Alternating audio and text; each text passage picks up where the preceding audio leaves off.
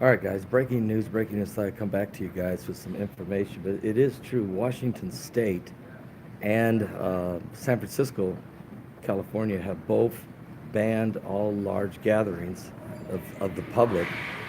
In Washington State, it's the entire state. No one can gather more than 250 people at a time, cannot go any higher than 250 people, which in just the Seattle area alone, you have 10 mega churches, and then also you have sporting events, baseball games that are coming up for the spring, and the Seattle Mariners, and just go on and on and on. I mean, you have to understand that's massive. And conferences, there's unbelievable how many conferences are scheduled in the next 2 weeks in the Seattle area.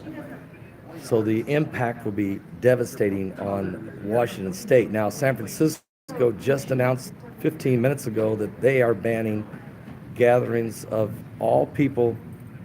No more than 1,000 people can gather in any one location in San Francisco. I don't know if that means the homeless population or not, because actually the homeless population has over 50,000 homeless, and they live in a small community. One community they have is about 3,000 that live in about a 2-block area. So there's going to have to, and then you're talking about public gatherings. So we're talking again, sporting events, mega churches, conferences, all kinds of stuff going on. So I'm here in Minneapolis, Minnesota. We're continuing to monitor and keep an eye on everything going on. Obviously in Rochelle, New York, you have a quarantined 1-mile radius by the Governor Cuomo. That is a community primarily of Jewish people. It just happens to be that.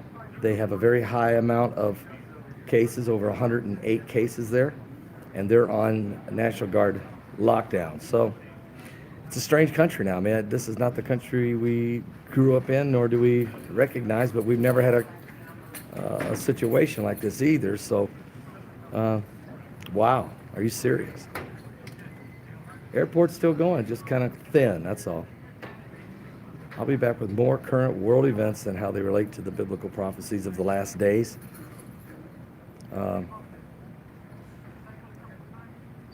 Prayer. I'll say this. I was in Dallas this morning just before we left to catch a plane to come here to Minneapolis.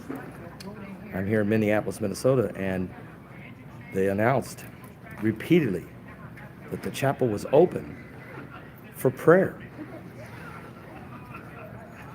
That's good. But the crowd was to be limited. Give your life to Jesus Christ. We are truly living in the last days.